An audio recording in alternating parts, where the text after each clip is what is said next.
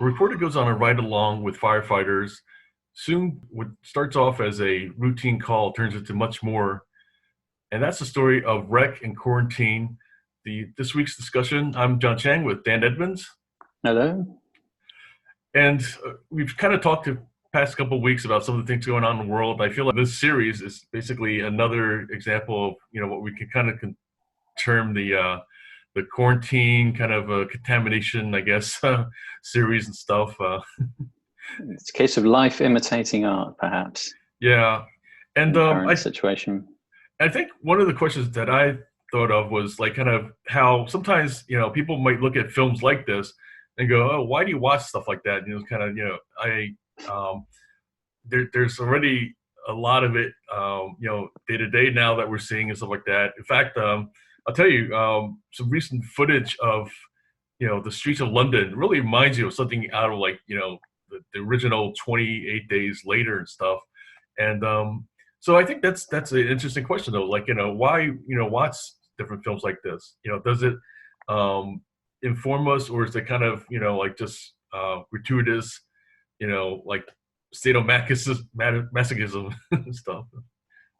Yeah, well, I think it's any sort of dystopian novel or movie that you'd watch is like, why would you want to do that? I think it's a kind of a fascination of the macabre as to some degree.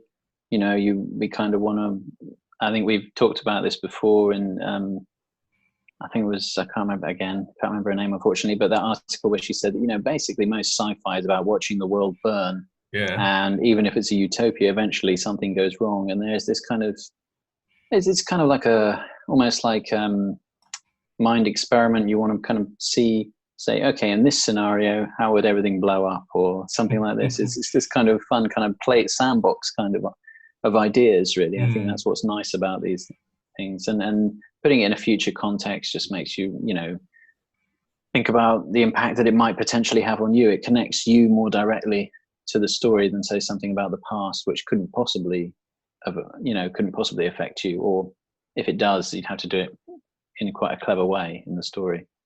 Yeah, I think, certainly none of us really hoped that we'd ever see the day that we'd have some scenes, like this and stuff. And yet I feel like, having watched some of these films, it's not as though that like, watching a zombie movie makes you ready for some kind of pandemic and stuff. At the same time, I feel like that it's a little bit more bracing, or that like there's this other series, the spinoff of the Walking Dead series called Fear the Walking Dead, and one of the characters in one of the first episodes was this young kid called Tobias, and he kind of like symbolized like those of us who are fans of the genre and stuff. And he basically tells Madison, his teacher, who becomes one of the main characters, this is just like kind of what these movies are about and stuff. So in other words, it's kind of like almost like a Shakespearean story within the story, where like basically this kid is like telling this grown up like kind of haven't you seen what these movies what happens in these movies and stuff. This is just the kind of thing, because what happened was, of course, that the teacher is in disbelief, right, about like kind of seeing like kind of a YouTube video with like kind of attack on these policemen and stuff like that. And so for a lot of people, it's like kind of just 9/11 case in point, that like it seems surreal and stuff. And but then for those of us who like maybe have seen like kind of these action films or these horrors, it's kind of like I almost feel like we kind of go through that disbelief phase more quickly, kind of. It's like we feel like we've seen this and stuff, and it's like, okay, now like kind of it's time to react and stuff. It's like kind of that thing where in a survival situation, the animal who's kind of caught in the headlights is going to be the one that's going to most likely bite the dust and stuff. But the ones that like kind of realize, oh crap, like kind of this is really happening. I've got to act and stuff. I think that's like kind of sometimes another purpose, I guess, if you will, to some of these kind of movies and stuff. Yeah, or you can take the conspiracy theory angle on it, and you can say that this is the elite sort of subconsciously programming us for what happens, so we can believe it more easily. But it depends on the angle. I mean, yeah, I think you're right. There is this kind of, I mean, it's a bit like, why do we go on a roller coaster? It's to kind of experience the loss of control, the fear, and then it's kind of slightly empowering when you get off it. And I think that's there's something similar with maybe sci-fi dystopian kind of movies. I think specifically with zombie movies, I think it's this thing of how can we, in what potential scenarios would we lose all humanity? Where would the fundamentals of human society break down? I think that's kind of like the thing that people latch onto with those. Yeah, and I was reading something in Reddit that kind of compared this series to the the Mulberry St story, where it's a Twilight Zone episode that kind of basically, in fact, what's really cool about that episode is like just so many other Twilight Zone episodes that there's not much that actually happens. But yet it's like kind of the people you see, like kind of that de-evolution of humanity, and just the people unraveling over time and stuff, like within that 20-30 minutes of an episode. So and I think that's kind of going to the first one, the Rec, which is the 2007 version, Spanish version, where we see kind of the characters Angela kind of and her cameraman going with the firefighters to this apartment building, and it's basically kind of as you expect that, like over time, the different residents kind of start showing up and stuff, and then they basically, we start seeing like kind of that there's this kind of conflict between the tenants and stuff, arguing for what to do. Meanwhile, like kind of you have like the authorities, like kind of there's the firefighters and the policemen trying to maintain control, and through it all, like kind of they're starting to kind of be sealed in by the other authorities that are more faceless and stuff like that. And then we find that it's this kind of it's almost like kind of a reverse siege, like kind of we've talked about, like kind of with assault on precinct 13, where the folks are attacking from outside, but here, like kind of we have the people trapped within the building trying to break out, trying to escape, like kind of the siege, if you will.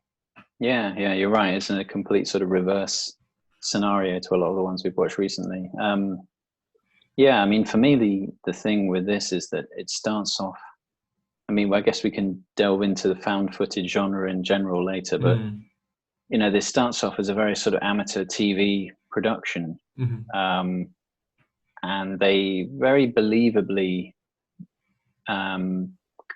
portray that in this movie, in the Spanish version. I think there's a lot of scenes of them making incidental talk, lots of random scenes where the kid picks up the camera. It's all filmed in a way where you do feel like this is a TV program, which is interesting for me because you have the phrase, a made-for-TV movie. This is like a made-for-movie TV almost, in that it really does have this interesting sort of place that sits between movies and TV. Yeah. And it wants that immediate realism of a TV program, but obviously puts it into a narrative story.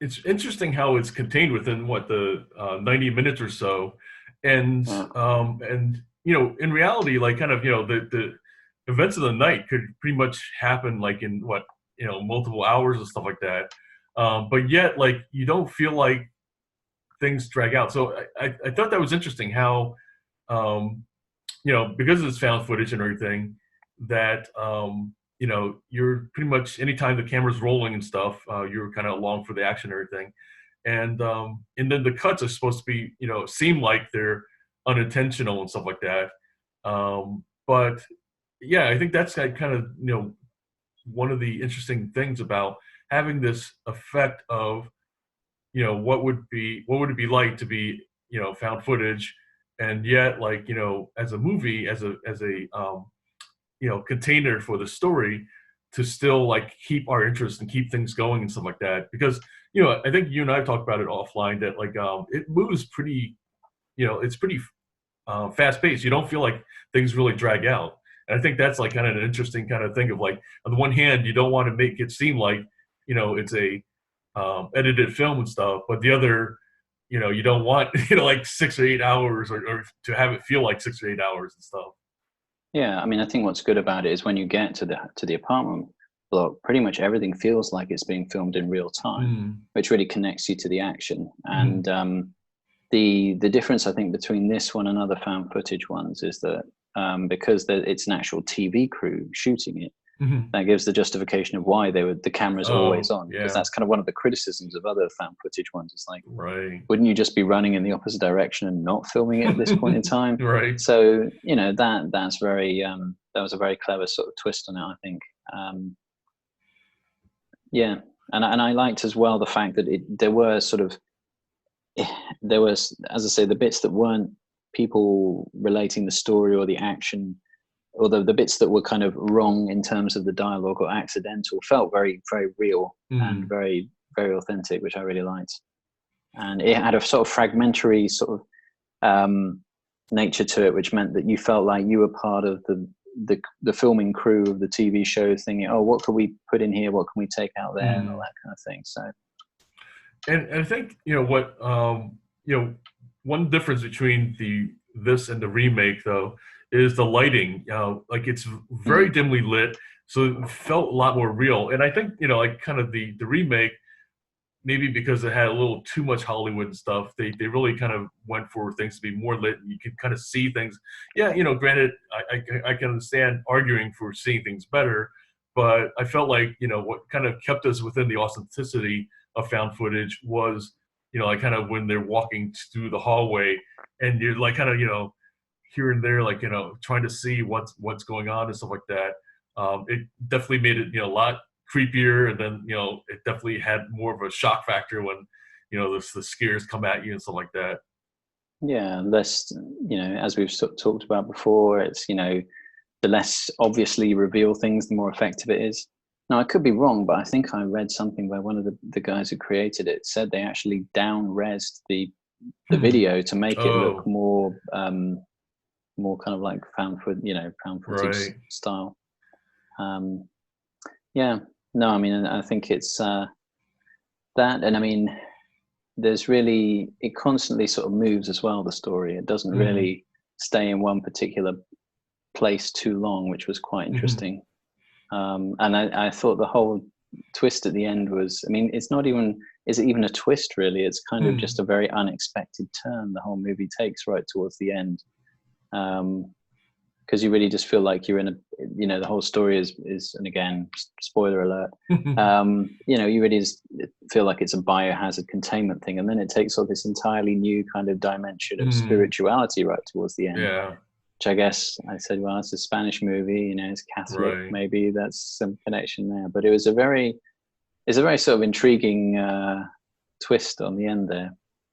And it's interesting how it's like religious / science though, where in the remake we'll get into that of like kind of that they strictly make it like a disease and like kind of a typical kind of pandemic type of scenario. But this one, like there's some kind of, they're trying to extract some kind of evil from some girl, and like kind of I thought that was like kind of an interesting kind of twist where it's like like a priest trying to act like a scientist kind of thing and stuff. Yeah, extracting a formula of evil was kind of very bizarre but interesting. Yeah. No, I mean, I think what else, because I think this is one of the better found footage movies in the sort of horror genre. And it's funny, I mean, I suppose aside from, God, what is it? The JJ Abrams Godzilla thing. I can't remember what it was called. That was the only other movie I can think of that was found footage. Cloverfield.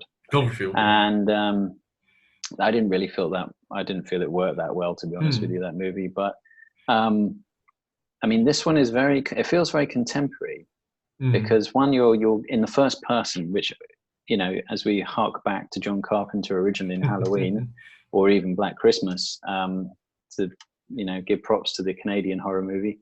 That first person perspective is a very contemporary thing because you immediately identify it with video games, really. And this whole thing gives you a very kind of video game, very visceral, because it's real time as well. It's like you're experiencing it. So it has a very sort of contemporary feel in that respect. And yeah, the fact that it all just sort of plays out in real time is gives it that much more. And there's also the element we talked about before of voyeurism. Like there's various movies that have played with this idea of, you know, you're not only the person watching the movie, but you're also the person watching the movie within the movie. And in this one, you know, that the whole found footage thing brings that much more to light, and you know, really sort of closes off that fourth wall a little bit more, and brings you much more closer into it. And I think as we were talking, we sort of discussed this the other night, and we were saying that found footage seems to have died out. It seems to have peaked and troughed. And I wonder if it's more to do with the fact that video games are becoming, the graphics are becoming more, are becoming better. So your found footage thing is now basically a game rather than a movie that you would watch, perhaps. Right. Yeah, I mean, I think there's a lot of truth to that, where you know, people, if anything, they're probably not satisfied with like kind of just watching it.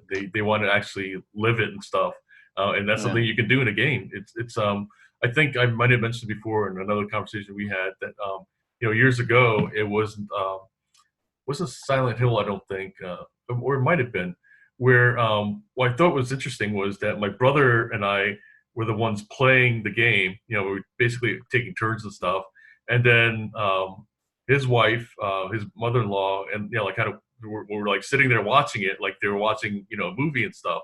And we were there for hours, like kind of, you know, so that's the other thing that's interesting too, that it wasn't like, you know, like when you have that kind of entertainment, it's kind of, besides being interactive and stuff, you know, you sit there like kind of, you know, like talk about binge watching and stuff, like you know, you're sitting there with the game for hours and stuff, trying to solve puzzles and trying to, you know, and then meanwhile, like kind of, you know, where normally we might shout at the screen, whatever, and now you're shouting at one of the players and stuff, and, you know, like kind of, oh, you know, try that, and and you're really more and more part of the action and stuff. No, totally. I mean, it explains why, you know, they're the most watched things on YouTube, other people playing video games. It's right. Yeah, I mean, it's definitely, especially with VR, like the new VR horror games, you're in a completely kind of sensory isolated experience, and you're completely surrounded by the horror. It's a very different, you know, if you think found footage is visceral and connects you, those things are like another step up, I would say. Yeah, and I've seen some of the horror VR games and stuff. You know, like not, you know, putting it on personally, but I've seen like kind of the footage and like kind of how people like really like freak out, like kind of, you know, and it totally makes sense because of how, like, you know, you're just like bombarded then, and you know, I think, you know, as the VR technology, you know, I've talked about this, that like gets even more seamless, and like where the more, like, you know, you don't feel distracted by this device on your head and stuff. I think, like, you know, it's going to be something else. Like, I mean, it's I think we've seen glimpses of what could be with the VR technology, but I think it's still like yet to hit its potential, because certainly streaming video is now just really hitting its stride and stuff. And I think that's the thing that, like, as the technology catches up to a certain point, that's when we really see like kind of, you know, people embracing it and seeing the full potential and stuff. Yeah. And I think another thing that's very obvious for me with this one was the claustrophobic feel, because it's just in these tight hallways of an apartment block, and you've just got the limited sort of point of view of the camera as well. So, you know, again, kind of like a video game, you can't really look around you too much when you've got VR goggles on. So it has that very a similar kind of feeling. So they really, just the whole thing of, okay, first of all, you're trapped in a building with these characters, and then also you're kind of trapped in a very tight sort of complicated building where it's difficult to find your way around, adds to all of that sort of sense of claustrophobia, I think.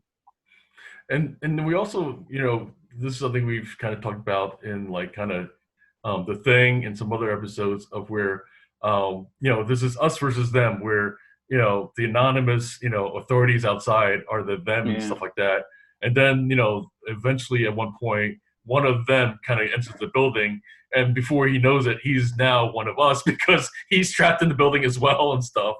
And that's Yeah. like kind of interesting dynamic that kind of happens, like kind of that we've seen in different films, like that relative dynamic of at what point are you us and at what point are you them and stuff.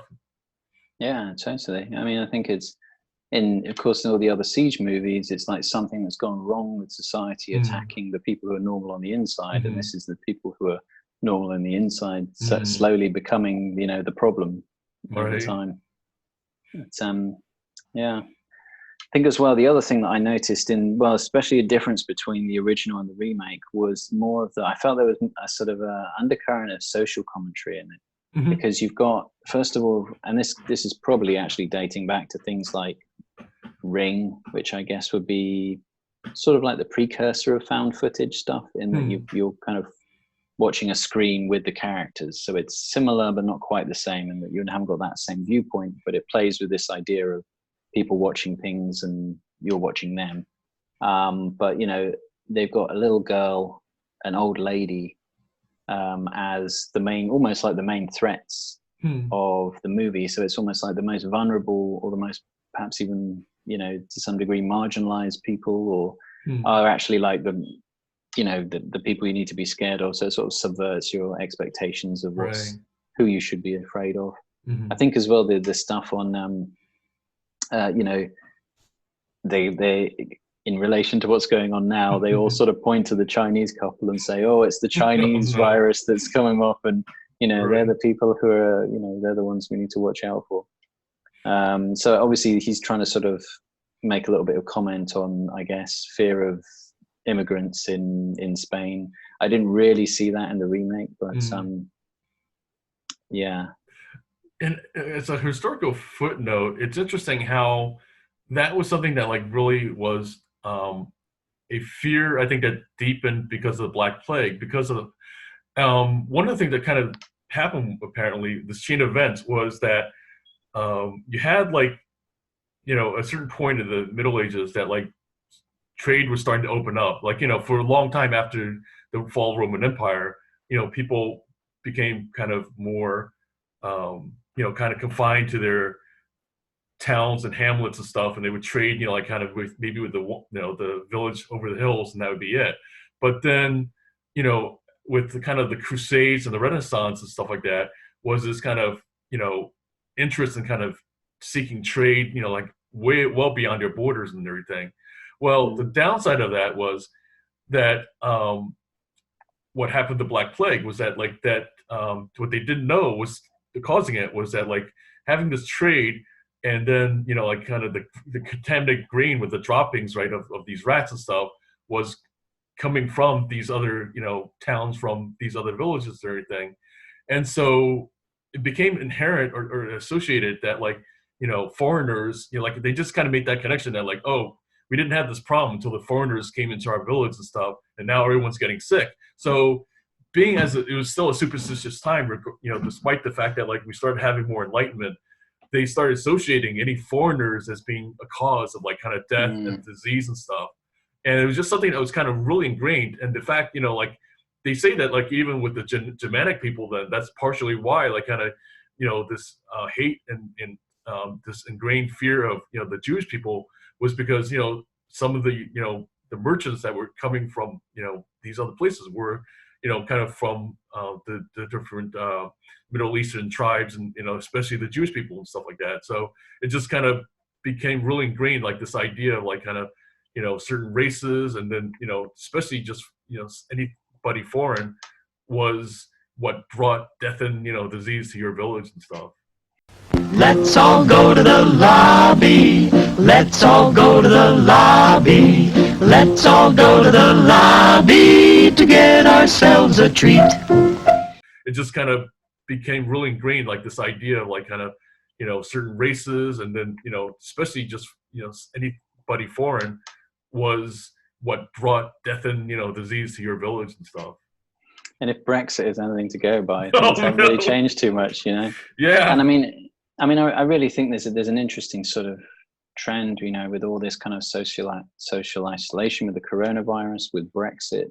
I wonder if, and there's also on another sort of side of it, there's a mistrust of corporations, the growing inequalities, this thing of, you know, growth-based economies just sort of strip resources and the value out of areas that, you know, an initiative more in sort of local initiatives and more segmentation of society might sort of take place after the whole sort of coronavirus, the worst bit of it starts to calm down.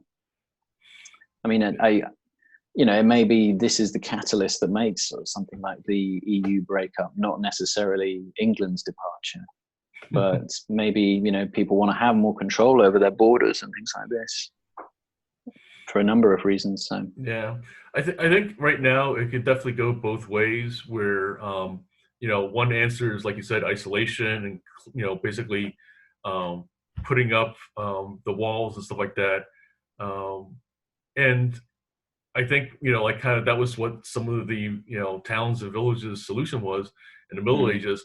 But I think what they found was that, like, oh crap, you know, we did this and stuff, we kept the foreigners out, but people are still dying, you know, like kind of, and I think that's similarly what will possibly be one of the things that people realize is that, like, you know, people are still getting sick because you're still having some contact. And it's, I think, being that it's a, you know, such a global age and stuff, I think there's no getting around it. I think it's like kind of, you know, short of you, like, you know, living on an island.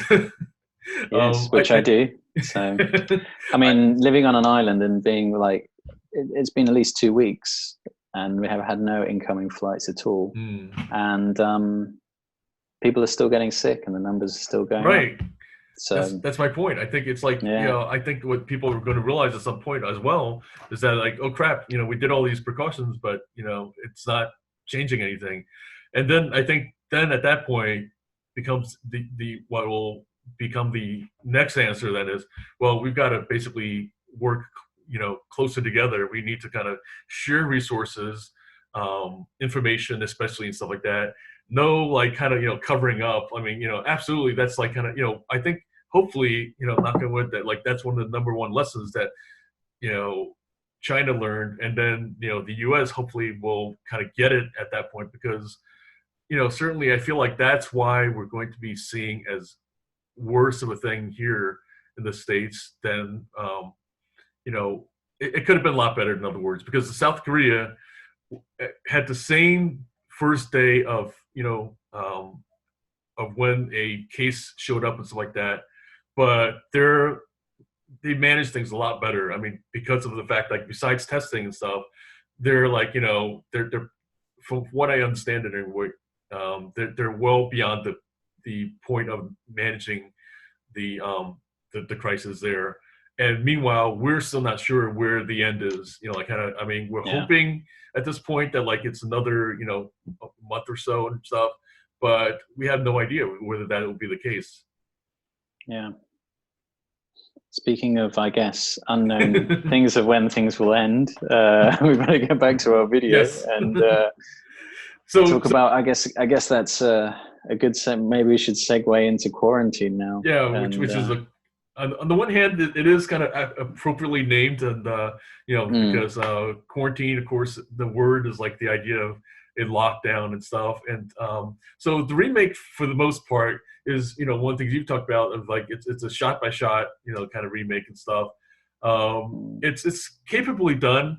I don't really have any real complaints about it. But I feel like the things that, like, they did to try to enhance it really took away from it. You know, number one being, like we talked already about, the lighting and stuff, that, like, you know, having things more brightly lit, yeah, it's understandable to do it stuff. You can kind of show off more of the effects, and, you know, like, kind of like, oh, we have great makeup, you know, that kind of deal.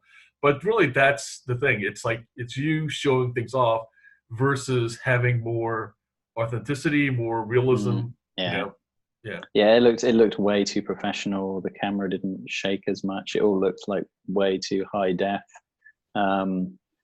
I mean, for me as well, the main thing that I didn't like about it, and I don't know how they actually made the original, but it has a feeling of like some of the lines are improvised, or they have a very kind of rough and ready improvisational tone, which could just be they're just really well acted, or they may have just done it very kind of first take, something like that, to give it that immediacy. But there's none of that. Everything feels very staged and sort of bogged down in its own sort of script and things like this. It doesn't have any of that energy and immediacy of the original at all. Jennifer Carpenter seems to sort of deviate from sometimes being quite realistic and believable to being totally unbelievable in other scenes. It's and it's a shame because she's very good in Dexter, I think, and she's she's definitely capable of a good performance. But I don't think this was really a good example of it. Yeah, for me, like kind of having seen her in Dexter, I just know she's much more capable, and kind of like here, I feel like she just gets really shrill and just like kind of and I don't know whether was the script or the director that called for it or her choice and stuff, but I just felt like that she was just basically freaking out, and for a lot of kind of the third act, and whereas kind of almost over the top and stuff, like. Yeah. I mean, really, you can't really sort of blame it too much because the original didn't have any great dialogue because most of it was just action for most of it, at least the second half of the movie. And it's mostly just them swearing in Spanish. They run around, so it's not different. But it just, for some whatever reason, I don't know why, it just comes across as more believable. So the cameraman, I thought, was like one interesting aspect between the two, that like we don't see him at all in the original, and yet in the remake, like there's a couple times that he kind of jumps up front, and it kind of felt like that was like kind of, I don't know, maybe they wanted to give the actor like kind of some time in front and stuff like that of the camera, because these are, for the most part, they're actors that are trying to break out. There's not one of the major roles, and yet it's also like kind of, they're beyond like kind of the early stages of the career. Although one person I will mention though, Joey King, who like in recent years has really kind of just done great stuff. Her most recent series on Hulu called The Act, she's just like kind of she's really kind of shined in that, and I've seen her in some other stuff, and here she's a little, she's the little girl, and I thought that you can kind of see like kind of that she's really going to go places, and so sure enough, she's really kind of been as a young actress, she's really been taking off and stuff like that. Well, I think quite a lot of the actors did quite well following on from this. You've got sort of Bernard White, who's in Silicon Valley. You've got Jay Hernandez, who was in sort of Suicide Squad and various other things. So quite a lot of the actors did quite well after this movie. So it certainly wasn't the kiss of death to anyone's career by any stretch of the imagination. A lot of people did a lot of work afterwards. So. And it's interesting how they basically stripped down from the religious theme to kind of strictly make it just rabies and stuff. I mean, they were very much like kind of sticking to the rabies stories in this story, in this remake. Yeah. I mean, I guess that's I don't know if that's a more of a sort of culturally believable angle on it, or they just wanted to simplify the story. But yeah, it was kind of interesting that they decided to go that route. But it was instead, I mean, I guess it depends on what your society is afraid of. Are Spanish people more afraid of being possessed by a demon, and Americans more afraid of someone trying to sort of kill everyone in some Armageddon plot to make rabies? It's we'll engineer it. So it was just a different choice, I guess. I mean, the original one I actually found more interesting, just because it was just really threw me for a loop. I just wasn't expecting that at all right at the end.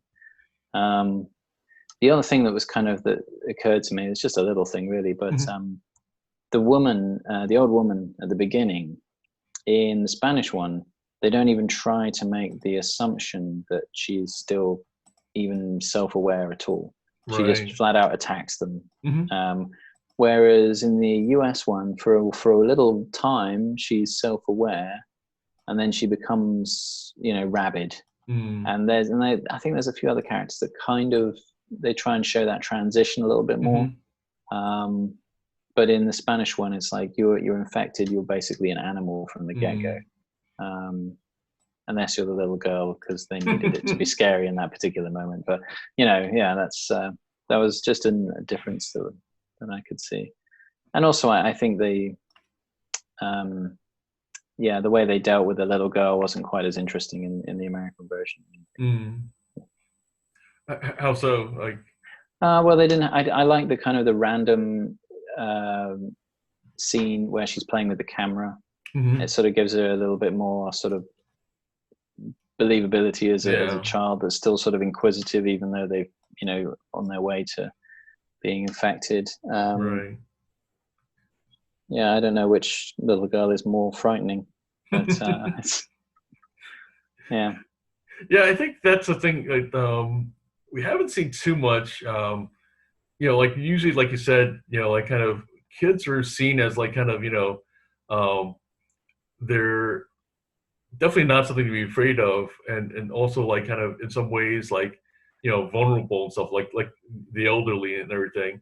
And yet in these horror movies, when you see that table being turned, it's really like powerful. I mean, I think it's like kind of just even like even more scary, that like kind of something that like you normally treat as almost innocent, that now is so like kind of dangerous and deadly and stuff like that. It's I think it definitely heightens the fear element to have that. Yeah, I think it depends on how you do it. It depends on how you do it, though. Like, yeah, absolutely. I think if you're trying to rely, if you're somehow imbuing these little girl or old woman monsters with super strength, it starts to lose a lot of sort of believability very quickly, or they start sort of flying or something at people. It's always a bit crazy. Well, but it can definitely get very comical. Like in Barry, I don't know if you've seen the HBO series, but this is one episode that like this little girl like kind of becomes like a rabid animal, like that, and you swear it's like like it's something out of a zombie movie, but it's not. It's just her like being trained in martial arts and stuff, and it's hilarious. So it can really quickly turn into that, I think. yeah, I think so. It's very fine balance, I think, to get it right. Any thoughts on like kind of things that other than of course what we talked about that would have strengthened the remake and stuff? I think overall I felt that like it was pretty solid. I didn't see really any major things that could have done it. If you make that choice of doing a shot-by-shot remake and stuff. I think honestly because the original one had such a sort of amateur stroke sort of immediacy kind of feel to it. What I think they should have done is they should have just improvised a lot of the scenes beforehand to give it a bit more believability, or left a lot of that looser to allow the characters just to sort of, create something that makes you kind of question whether this is real or not. Right. I've always kind of liked that about, I can't remember, Christopher Guest's movies, in that, most of those are improvised, and it's just down to like the performers to sort of come up with funny stuff. and they've just got a very sort of compelling kind of tone to them in those movies, because you really don't know what's going to happen next, because it's being made up as you go along. So I think something like that would have been good. I don't know. One thing I didn't really like was the camera being used to smash the monster's face in. It was just like, well, you're just going to break the camera really easily, and it was just kind of, that didn't work. It was just too much, so I wouldn't have done that. But yeah, that was an odd choice. I mean, I can see that like they wanted to kind of make it even more gritty doing that, but yet it's kind of like it was almost like kind of cringeworthy, like kind of just where it's like, okay, I understand what you're trying to do, but like no. And one thing I'd always kind of liked to have seen in a found footage movie is someone finding the footage. Like, I don't know if there's ever one where they've done that. And that's just that kind of Twilight Zone part of my brain that sort of It'd be like, oh, but somebody was watching this the whole time. You could add some really silly kind of twist on the end, like who was watching the video. Right. You know, you could have the priest watching the video, sort of stroking his beard, going, "Ah, yes, this is exactly as it was foretold." That would be really ridiculously cheesy. But it's just something I've never seen in a found footage movie. Right. You know, no one ever finds it. So, yeah, I'm sure you could do something considerably cleverer than what I just described. But well, maybe somewhere somebody will try that out, or they have, but we just haven't found the footage yet. Absolutely. Well, coming up, we've got what's next here? We've got the Crazies. The Crazies, yes. So yeah. more biological fun. And then further down the road, we will get to Lone Wolf and Cub. I think that's some of the next ones that we have coming up on our talks.